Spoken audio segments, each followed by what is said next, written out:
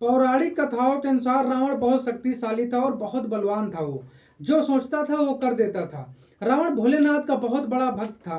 रावण जब भोलेनाथ की तपस्या करना गया और रावण भोलेनाथ को प्रसन्न करने के लिए उसने अपने 10 सिर भोलेनाथ को अर्पित कर दिया। एक एक सिर काट के जब रखने लगा, भोलेनाथ को अर्पित करने लगा, तो भोलेनाथ बहुत प्रसन्न हो गए और उसको दर्शन दिया। और भोलेनाथ ने रावण से वरदान मांगने के लिए कहा। भोलेनाथ रावण से कहा वरदान मांगो, वर मांगो, क्या चाहिए। मगर भोलेनाथ को पहले से ही पता था कि रावण क्या चाहता है और रावण कौन सा वरदान मांगना चाहता है। सब कुछ भोलेनाथ को पता था। फिर रावण ने भोलेनाथ से अमरता का वरदान मांगा, मगर भोलेनाथ ने इनकार कर दिया।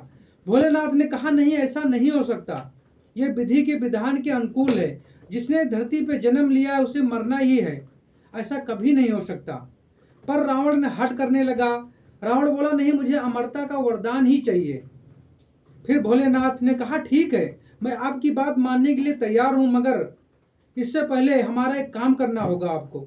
रावण बोला ठीक है, मैं कर दूंगा, बताइए तो सही, हुक्म करिए, काम क्या है। फिर भोलेनाथ ने रावण को आदेश दिया कि अगर आप धरती पर 5 सीढ़ियों का निर्माण करो स्वर्ग तक, जो आसानी से धरती से स्वर्ग जाया जा सके। रावण बोला ठीक है, इसमें कौन सी बड़ी बात है, मैं कर दूंगा। फिर भोलेनाथ ने कहा ठीक है, मैं भी आपको अमरता का वरदान दे दूंगा, ये मैं वचन देता हूं आपको। फिर भोलेनाथ अंतर ध्यान हो गए इतना कह के, और रावण फिर अपने काम में लग गया। रावण ने पहली सीढ़ी हरिद्वार में बनाई, जिसका नाम हर की पौड़ी है। यहाँ पर लाखों भक्त आते हैं और गंगा मैया में स्नान करते हैं और उनका पाप धुल जाता है। बहुत भीड़ उमड़ती है हरिद्वार में।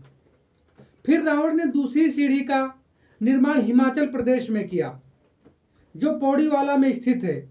यहाँ पर रावण ने भोलेनाथ का मंदिर का निर्माण किया और यहाँ पर लाखों भक्त आते हैं भोलेनाथ का दर्शन करने और उनका उद्धार होता है यहाँ पर।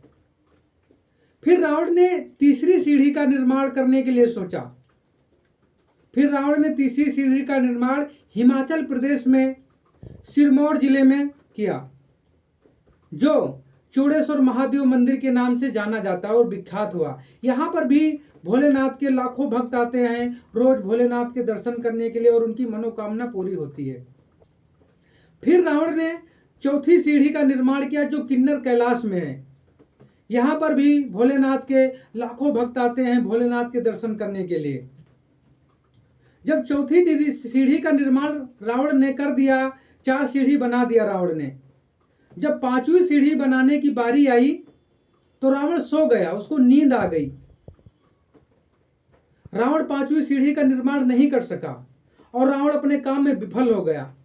रावण बहुत निराश हुआ, बोला कि हमने ऐसा काम नहीं कर सके। बहुत दुखी हुआ और दुखी होके वो लंका लौट गया और उसे अमरता का वरदान नहीं मिला। यह है रावण की कहानी। धन्यवाद।